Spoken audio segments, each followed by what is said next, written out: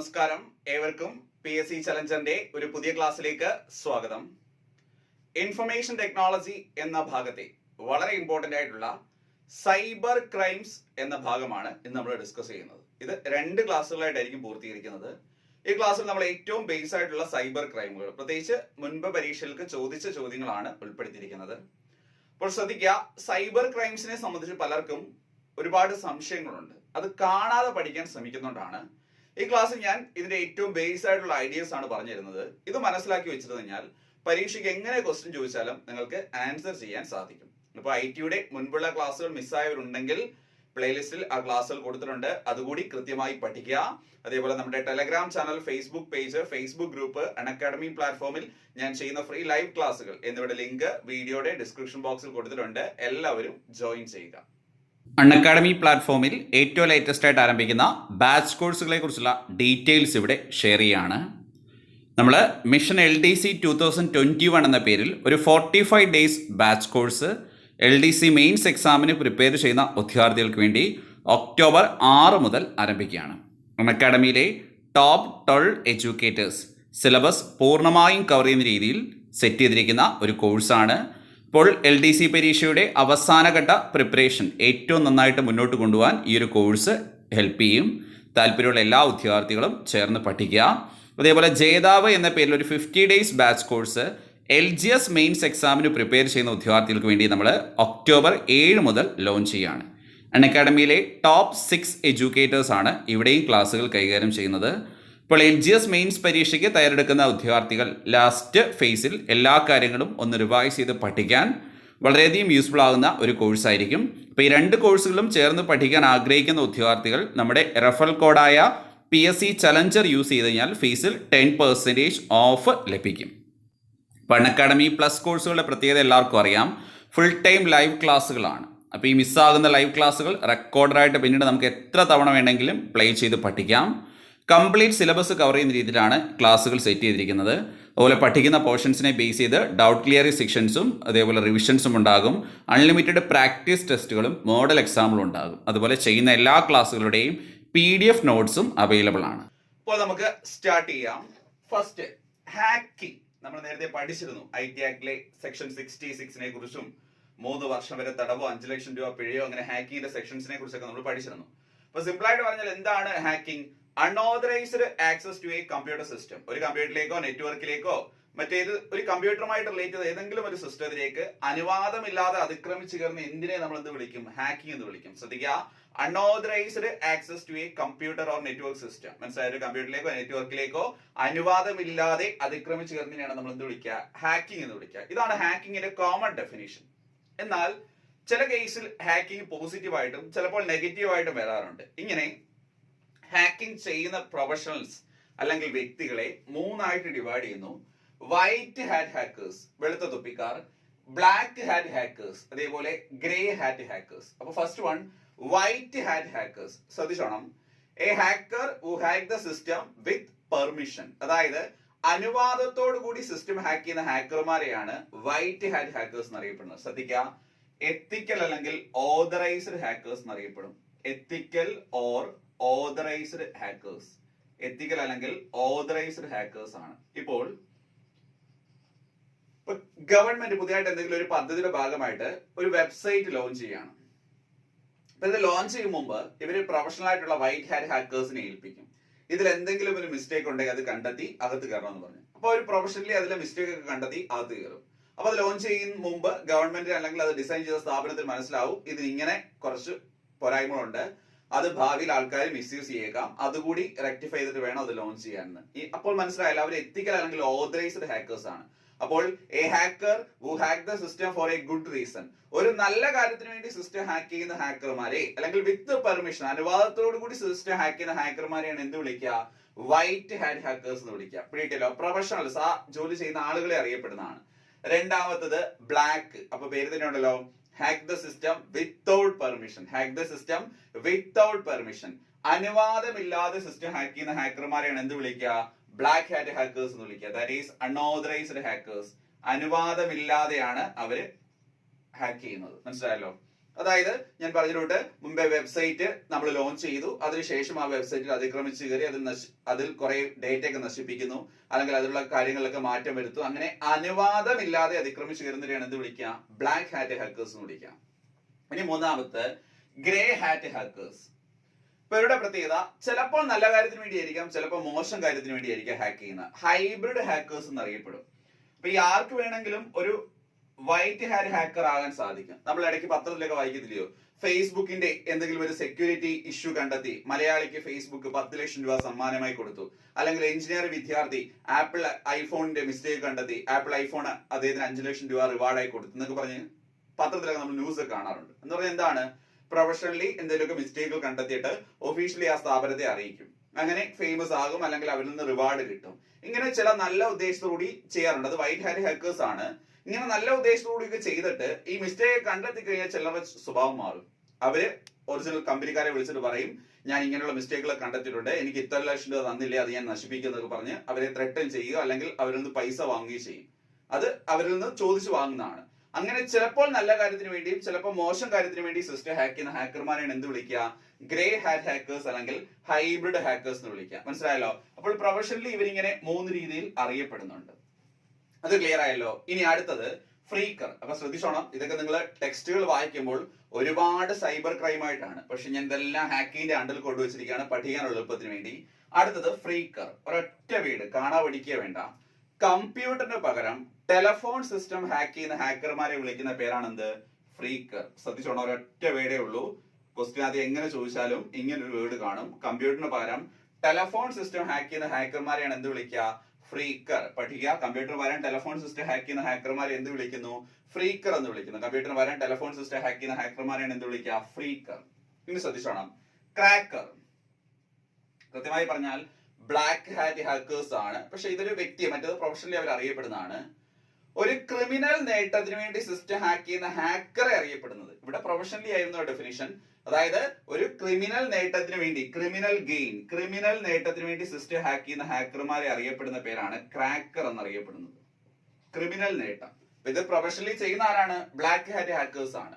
ഇപ്പൊ ഒരാള് ഒരു വെബ്സൈറ്റിലെ എന്തെങ്കിലും സെക്യൂരിറ്റി ത്രെഡ്സ് ഒക്കെ കണ്ടുപിടിച്ച് അതിൽ അതിക്രമിച്ച് കയറിയിട്ട് അതിലെ ഉടമസ്ഥരെ ഭീഷണിപ്പെടുത്തി കാശ് സ്വന്തമാക്കും. മനസ്സിലായല്ലോ? അതിനെയാണ് എന്ത് വിളിക്കുക? അങ്ങനെ ഉണ്ടെങ്കിൽ ആ വ്യക്തി എന്ത് വിളിക്കും?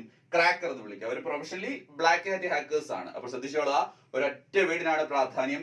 ക്രിമിനൽ നേട്ടത്തിന് വേണ്ടി സിസ്റ്റം ഹാക്ക് ചെയ്യുന്ന ഹാക്കർമാർ ഏത് പേരിൽ അറിയപ്പെടുന്നു? ക്രാക്കർ എന്നറിയപ്പെടുന്നു. കിട്ടിയല്ലോ? ഇനി അടുത്തൊരു ടേം ആണ് ബ്ലൂ ജാക്കിംഗ്. ഈസി അല്ലേ? ബ്ലൂടൂത്ത് വഴി ബൾക്കായിട്ടുള്ള ഡേറ്റ ഒക്കെ സെൻഡ് ചെയ്തിട്ട് അതിനെ ജാം ചെയ്യും. അറിയത്തില്ലേ? ബ്ലൂടൂത്ത് വഴി നമ്മുടെ ബൾക്കായിട്ടുള്ള ഡേറ്റ ഒക്കെ സെൻഡ് ചെയ്തിട്ട് അതിനെ ഹാക്ക് ചെയ്യുന്ന പരിപാടിയാണ് എന്ത് വിളിക്കുക? ബ്ലൂ ജാക്കിംഗ് എന്ന് വിളിക്കുക. കാണാതെ പഠിക്കരുത്. ബ്ലൂടൂത്ത് വഴി ബൾക്കായിട്ടുള്ള ഡേറ്റ ഒക്കെ സെൻഡ് ചെയ്ത് ആ ബ്ലൂടൂത്ത് ജാം ആക്കി ശേഷം അതിനെ ആ ഡിവൈസിനെ ഹാക്ക് ചെയ്യുന്നതിനെ എന്ത് വിളിക്കുക? ബ്ലൂ ജാക്കിംഗ് എന്ന് വിളിക്കുക. കിട്ടിയല്ലോ? Then web jacking. പേര് തന്നെ ഉണ്ട്. പാസ്വേഡ് തിരിമറിയിലൂടെ വെബ്സൈറ്റ് ഹാക്ക് ചെയ്യുന്ന സൈബർ ക്രൈമിനെ വിളിക്കുന്ന പേരാണെന്ത്? Web jacking. ഇതിന് മറ്റൊരു പേര് കൂടിയുണ്ട്, ഹൈ ജാക്കിംഗ്. പരീക്ഷയ്ക്ക് ചോദിച്ചപ്പോൾ ഇങ്ങനെയാണ് ചോദിച്ചത്, പാസ്വേഡ് തിരിമറിയിലൂടെ വെബ്സൈറ്റ് ഹാക്ക് ചെയ്യുന്ന സൈബർ ക്രൈം എന്ത്? പെട്ടെന്ന് വെബ് ജാക്കിംഗ് കണ്ടാൽ എല്ലാവർക്കും മനസ്സിലാവല്ലോ, അതുകൊണ്ട് ഒരു ഓപ്ഷൻ ഇട്ടത് ഹൈ ജാക്കിംഗ് ആണ്. ഇത് IPC 383 വരുന്നത്. ഇന്ത്യൻ പീനൽ കോഡിലെ 383 വരുന്നത്. ഇതൊരിക്കൽ പരീക്ഷയ്ക്ക് ചോദിച്ചിട്ടുണ്ട് കേട്ടോ. വെബ് ജാക്കിങ്ങിനെ കുറിച്ച് പ്രതിപാദിക്കുന്ന IPC സെക്ഷൻ 383 383 പഠിക്കുക. ദെൻ ഹാക്കിവിസ്റ്റ്. ശ്രദ്ധിച്ചോണ്ട് ഇതൊരു വ്യക്തിയെ വിളിക്കുന്ന പേരാണ്. ഒരു വ്യക്തി ഹാക്കഡ് വെബ്സൈറ്റിലൂടെ തന്റേതായ സോഷ്യൽ, റിലീജിയസ്, പൊളിറ്റിക്കൽ മെസ്സേജുകൾ പ്രചരിപ്പിച്ചാൽ ആ വ്യക്തിയെ വിളിക്കുന്ന പേരാണെന്ത്? ഹാക്കിവിസ്റ്റ്. ഇപ്പൊ ആലോചിക്കേ, ഒരു വെബ്സൈറ്റ് ഹാക്ക് ചെയ്യപ്പെട്ടു എന്ന് നിങ്ങൾക്ക് എങ്ങനെ മനസ്സിലാവും? ഇപ്പൊ നിങ്ങൾ കേരള PSCയുടെ സൈറ്റിലേക്ക് കയറുകയാണ്. ഇപ്പൊ കേരള PSCയുടെ സൈറ്റിലേക്ക് കയറുമ്പോൾ നമുക്കറിയാം അതിന്റെ ഹോം പേജിൽ ലോഗിൻ, തുളസി, അങ്ങനെ കുറെ ഓപ്ഷൻസ് ഒക്കെ ഉണ്ട്. അപ്പൊ ഒരു ദിവസം നിങ്ങൾ കയറുമ്പോൾ കേരള PSCയുടെ ഫ്രണ്ട് പേജിൽ ഒരു പരസ്യം കിടക്കുകയാണ്, മുന്തിയ ഇനം കോഴിക്കുഞ്ഞുങ്ങളെ വിൽക്കാനുണ്ടെന്ന് പറഞ്ഞു, അല്ലെങ്കിൽ മുന്തിയ ഇനം കരിക്കോഴി കുഞ്ഞുങ്ങളെ വിൽക്കാനുണ്ടെന്ന് പറഞ്ഞ് ഒരു പോസ്റ്ററായി കൊടുത്തിട്ട് പരസ്യം കൊടുത്തിരിക്കുന്നു കേരള PSCയുടെ സൈറ്റിൽ. നിങ്ങൾ എന്ത് ചെയ്യും? സോറി ഫ്ലാറ്റ് മാറിപ്പോയെന്ന് പറഞ്ഞ് ഇറങ്ങിപ്പോകും. മനസ്സിലായല്ലോ? ചിലർക്ക് മനസ്സിലായി ഇതിനകത്തിൽ എന്തോ ഇങ്ങനെ ഒരു പ്രശ്നമുണ്ടെന്ന്. കാരണം കേരള PSCയുടെ സൈറ്റിൽ എന്തായാലും അങ്ങനെ വരാൻ സാധ്യതയില്ല. അപ്പൊ എന്ത് ചെയ്തു? അത് ഹാക്ക് ചെയ്ത ആള് തന്റേതായ ആശ അതിലൂടെ പ്രചരിപ്പിച്ചു. ചിലപ്പോൾ അത് തമാശയ്ക്ക് വേണ്ടി ആയിരിക്കാം, ചിലപ്പോൾ അത് കൊമേഴ്സ്യലി ആയിരിക്കാം, അങ്ങനെ എന്തോ ആയിരിക്കാം. ഇങ്ങനെ ഒരു ഹാക്ക്ഡ് വെബ്സൈറ്റിലൂടെ തന്റേതായ സോഷ്യൽ, റിലീജിയസ്, പൊളിറ്റിക്കൽ മെസ്സേജുകൾ പ്രചരിപ്പിക്കുന്ന വ്യക്തിയാണ് എന്ത് വിളിക്കുക? ഹാക്കിവിസ്റ്റ് എന്ന് വിളിക്കുക. അപ്പോൾ ഇത്രയും ക്രൈം ഒന്നിന്റെ അണ്ടലാണ് വന്നത്. പുസ്തകങ്ങളിൽ പലയിടത്തായിട്ട് കിടക്കുന്നതാണ്, ഒരുമിച്ച് പഠിക്കുക. അപ്പോൾ എന്തായിരുന്നു hacking? Unauthorized access to a computer system. അനുവാദമില്ലാതെ അതിക്രമിച്ചു കയറുന്ന എന്തിനും നമ്മൾ ഹാക്കിംഗ് എന്ന് വിളിക്കും. പക്ഷെ അതിന് പല രീതിയിലുള്ള അർത്ഥങ്ങളുണ്ട്.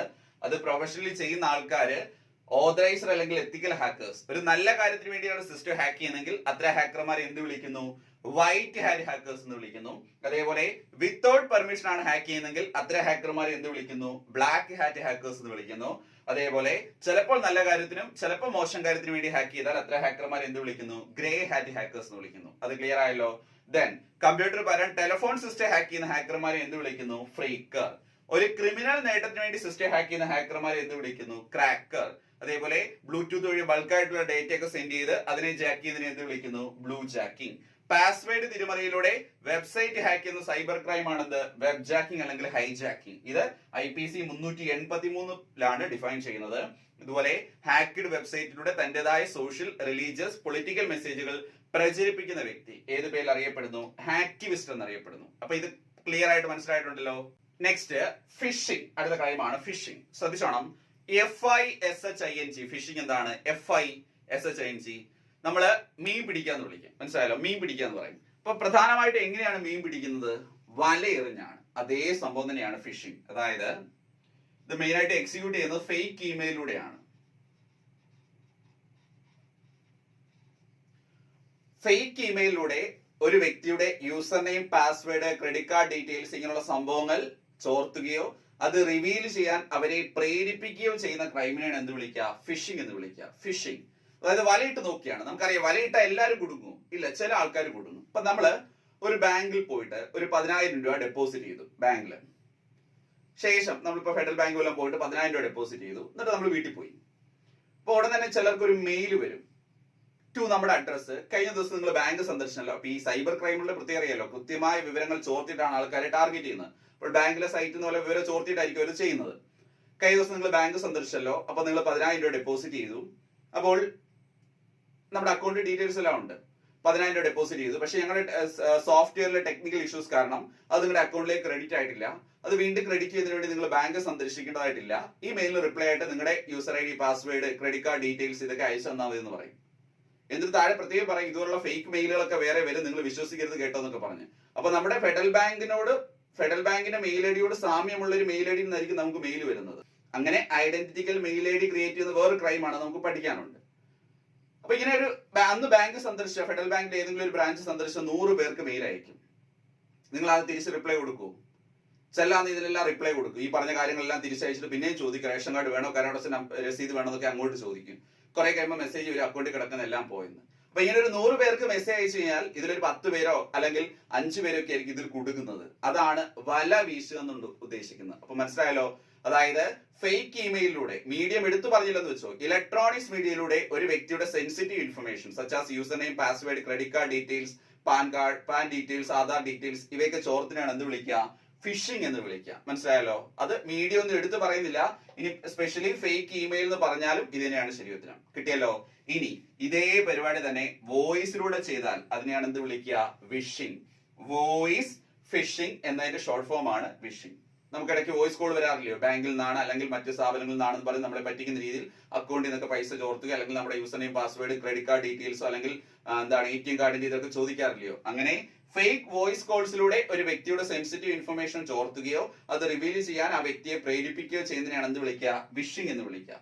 ഇനി ഇത് തന്നെ SMS ചെയ്താൽ സ്മിഷിംഗ്. ഇടയ്ക്കിടയ്ക്ക് വരാറില്ലയോ?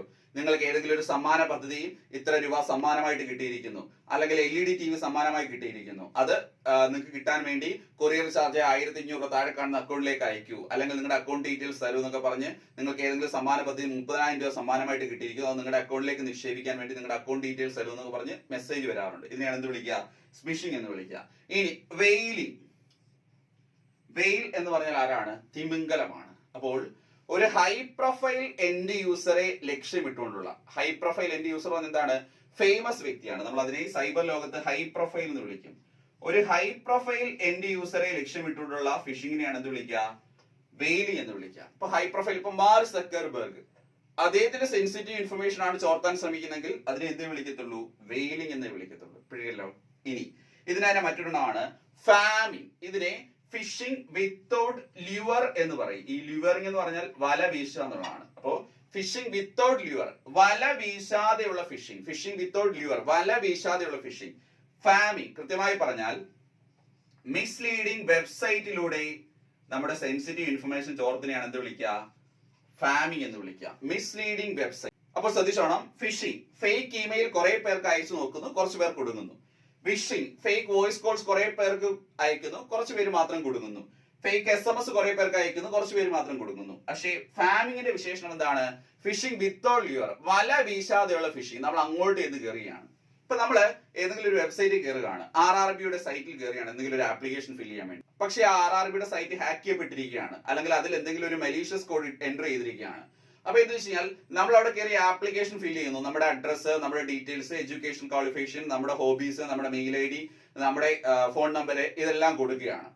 ഇപ്പൊ അവർ പറയുന്ന ടേംസ് ആൻഡ് കണ്ടീഷൻ, നമ്മൾ ഏതൊരു ആപ്ലിക്കേഷൻ ഫിൽ ചെയ്യാണ്, ഇതെല്ലാം കൊടുത്തിട്ട് അവരുടെ അപ്ഡേഷൻസ് ഒക്കെ നമുക്ക് മെയിലായിട്ട് അയക്കണോ, വാട്സാപ്പിൽ അയക്കണോ എന്നൊക്കെ പറഞ്ഞ ഓപ്ഷൻസ് എല്ലാം നമ്മൾ ഫിൽ ചെയ്തിട്ട് ലാസ്റ്റ് നമ്മൾ സബ്മിറ്റ് കൊടുക്കുമ്പോൾ ഒരു മെസ്സേജ് വരും, കൺഗ്രാറ്റുലേഷൻസ്, പാകിസ്ഥാൻ ചാര സംഘടനയായ ISIൽ നിങ്ങൾ അംഗമായിരിക്കുന്നു പറഞ്ഞു. നമ്മൾ കയറിയാലും വിവരങ്ങൾ ഫിൽ ചെയ്ത് എവിടെയാണ്? RRBയുടെ സൈറ്റിലാണ്. പക്ഷെ അതെല്ലാം എവിടായിട്ടാണ്?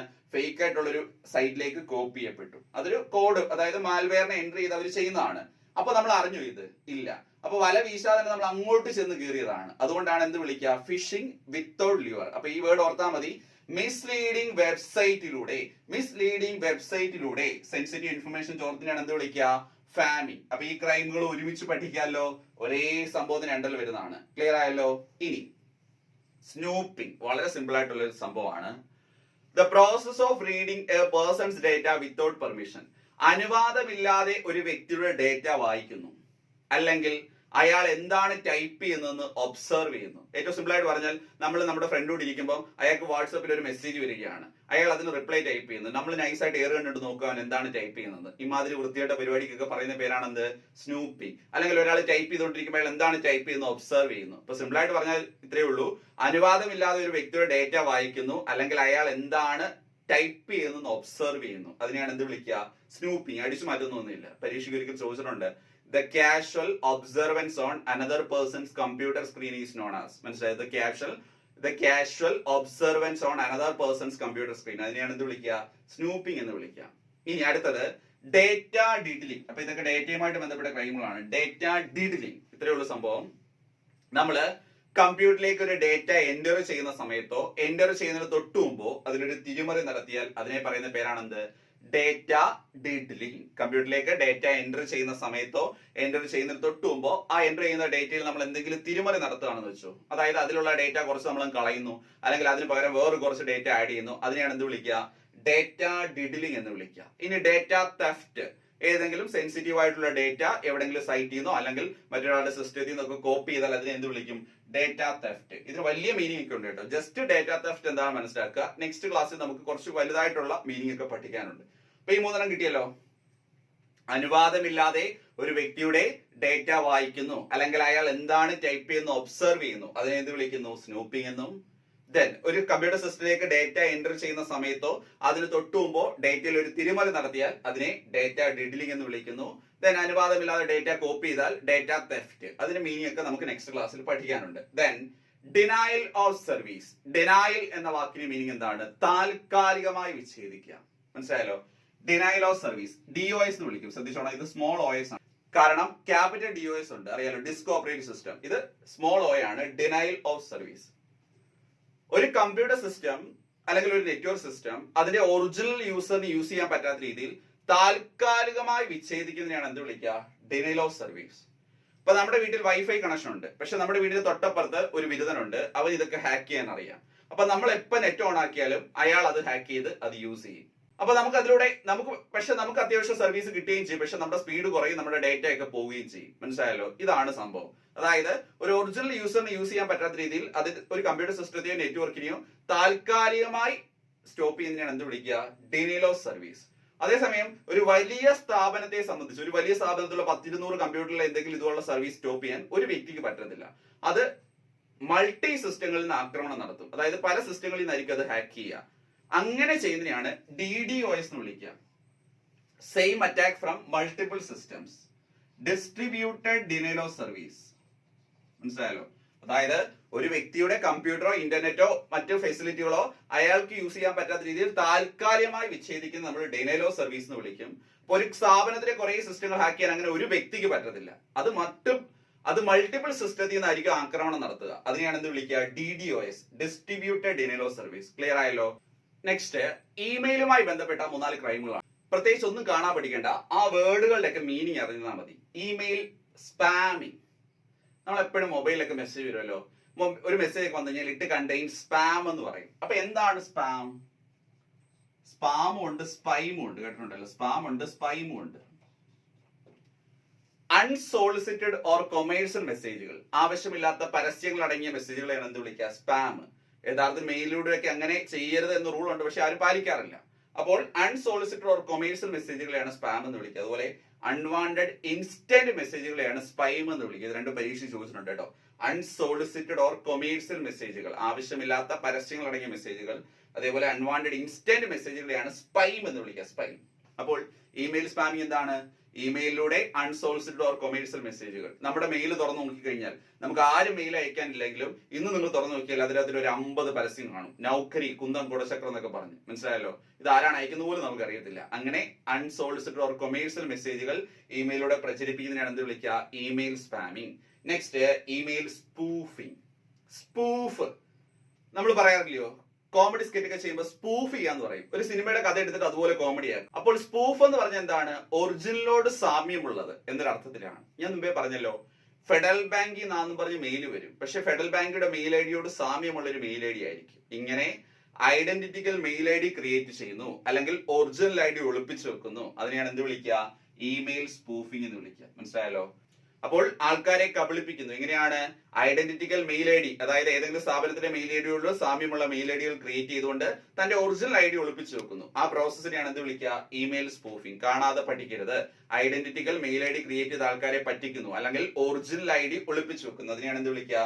Email spoofing. Next, email bombing. Bomb എന്ന് പറഞ്ഞാൽ എന്താണ്? ഒരു ചെറിയ ഫ്രാക്ഷൻ സെക്കൻഡിൽ ബ്ലാസ്റ്റ് ചെയ്യുക. അപ്പോൾ ഒരു സെർവറിന് അല്ലെങ്കിൽ ഒരു നെറ്റ്വർക്കിന് ഒരേ സമയം താങ്ങാൻ കഴിയുന്ന ഡേറ്റയ്ക്ക് ഒരു ലിമിറ്റ് ഉണ്ട്. നമ്മൾ ബാൻഡ് വിഡ്ത്ത് എന്നൊക്കെ പറയും. അപ്പൊ ഇത് മനസ്സിലാക്കുന്ന ഹാക്കർ ബൾക്കായിട്ടുള്ള മെയിൽ അയച്ചിട്ട് സെർവറിനെ അല്ലെങ്കിൽ സിസ്റ്റത്തിനെ ഡാമേജ് ആക്കും. മനസ്സിലായാലും? ഒരു സെർവറെ അങ്ങ് ഡാമേജ് ആക്കും. അപ്പൊ ആ സെർവറുമായിട്ട് റിലേറ്റ് ചെയ്ത എല്ലാവരുടെയും നെറ്റ് അങ്ങ് പോകും. പിടിയല്ലോ? അങ്ങനെ ഇമെയിലിലൂടെ ബൾക്കായിട്ടുള്ള മെസ്സേജുകൾ അയച്ച് സെർവറിനെ ബ്ലോക്ക് ചെയ്യുകയോ താൽക്കാലികമായി ബ്രേക്ക് ചെയ്യുകയോ ചെയ്യുന്നതിനാണ് എന്ത് വിളിക്കുക? Email bombing. അങ്ങനെ ബ്രേക്ക് ചെയ്ത് കഴിഞ്ഞാൽ ആർക്ക് നെറ്റ് ഇല്ലാതാവും? അതൊരു ക്രൈം അല്ലേ? അല്ലെങ്കിൽ ആ നെറ്റ് എല്ലാവരുടെയും ബ്രേക്ക് ആകുമ്പോൾ അത് ഹാക്കർ യൂസ് ചെയ്യും. ആ ഒരു അർത്ഥത്തിലാണ്. അപ്പോൾ ബൾക്കായിട്ടുള്ള മെയിൽസ് അയച്ച് സെർവറിനെ ബ്ലോക്ക് ചെയ്യുകയോ ബ്രേക്ക് ചെയ്യുകയോ ചെയ്യുന്ന സൈബർ ക്രൈമിനെ വിളിക്കുന്ന പേരാണ് എന്ത്? Email bombing. അപ്പൊ 3 കാണാൻ പഠിക്കണ്ടായി. ഇമെയിൽ സ്പാമിംഗ് എന്താണ്?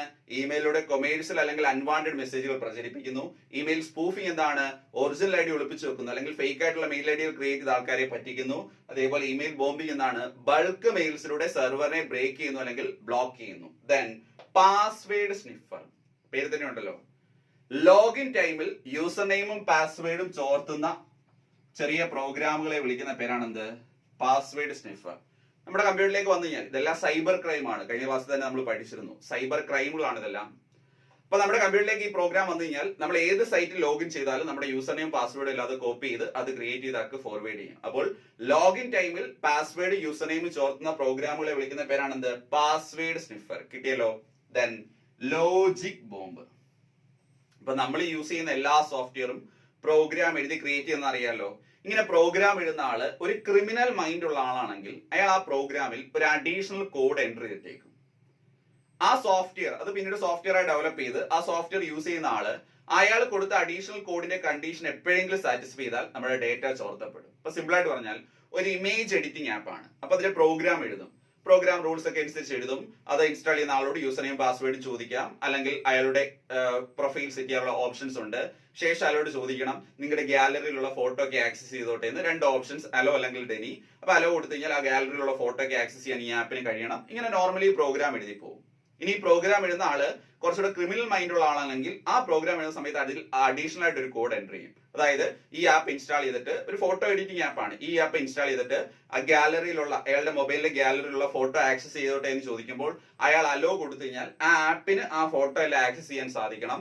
ഒപ്പം തന്നെ താഴെ കൊടുത്തിരിക്കുന്ന ഒരു അഡ്രസ്സിലേക്ക് അല്ലെങ്കിൽ ഒരു സെർവറിലേക്ക് ആ ഫോട്ടോസ് എല്ലാം കോപ്പി ചെയ്യപ്പെടണം എന്നൊരു ഓപ്ഷൻ അവിടെ അഡീഷണൽ ആയിട്ട് പ്രോഗ്രാമിൽ എഴുതും. ശേഷം ആ സോഫ്റ്റ്വെയർ ഡെവലപ്പ് ചെയ്ത് ആ ആപ്പ് യൂസ് ചെയ്യുന്ന ആള് ഇങ്ങനൊരു കണ്ടീഷൻ എപ്പോഴെങ്കിലും സാറ്റിസ്ഫൈ ചെയ്താൽ എന്ത് പറ്റും, ആ ഡേറ്റ എല്ലാം ചോർത്തപ്പെടും. ഇങ്ങനെ ഒരു പ്രോഗ്രാം ക്രിയേറ്റ് ചെയ്യുന്ന സമയത്ത് അഡീഷണലി എൻ്റർ ചെയ്ത് ഒരു പർട്ടിക്കുലർ കണ്ടീഷനിൽ യൂസറിന് ഹാർംഫുൾ ആയി മാറുന്ന കോഡുകളെ വിളിക്കുന്ന പേരാണ് എന്ത്, ലോജിക് ബോംബ്. ജസ്റ്റ് മനസ്സിലാക്കിയിരുന്നാൽ മതി. അപ്പോൾ ഇവിടെ പഠിച്ചതും വളരെ ഈസി ആയിട്ടുള്ള കാര്യങ്ങളാണ്, പ്രത്യേകിച്ച് ഒന്നും കാണാൻ പഠിക്കാനില്ല.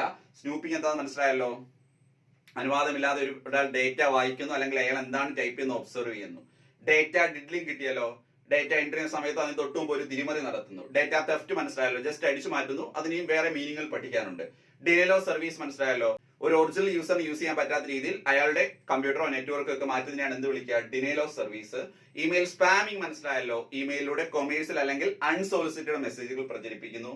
ഇമെയിൽ സ്പൂഫിംഗ് മനസ്സിലായല്ലോ, ഒറിജിനൽ ഐ ഡി ഒളിപ്പിച്ചു വെക്കുന്നു അല്ലെങ്കിൽ identical mail I D create ചെയ്ത ആൾക്കാരെ പറ്റിക്കുന്നു. ഇമെയിൽ ബോംബിംഗ് മനസ്സിലായല്ലോ, ബൾക്ക് മെയിൽസിലൂടെ സെർവറിനെ ബ്ലോക്ക് ചെയ്യുന്നു അല്ലെങ്കിൽ ബ്രേക്ക് ചെയ്യുന്നു. പാസ്വേഡ് സ്നിഫർ മനസ്സിലായല്ലോ, ഒരു പ്രോഗ്രാം ആണ്, നമ്മുടെ കമ്പ്യൂട്ടറിൽ എത്തിക്കഴിഞ്ഞാൽ നമ്മൾ എവിടെ ലോഗിൻ ചെയ്താലും ആ യൂസർ നെയിം പാസ്വേഡും ചോർത്തും. അതുപോലെ ലോജിക് ബോംബ് മനസ്സിലായല്ലോ, ഒരു പ്രോഗ്രാം ക്രിയേറ്റ് ചെയ്യുന്ന സമയത്ത് അതിൽ അഡീഷണലി എൻ്റർ ചെയ്ത് യൂസറിന് ഒരു പർട്ടിക്കുലർ കണ്ടീഷൻ വെച്ച് ഹാർംഫുൾ ആയി മാറുന്ന കോഡുകളെ എന്ത് വിളിക്കും, ലോജിക് ബോംബ് എന്ന് വിളിക്കും.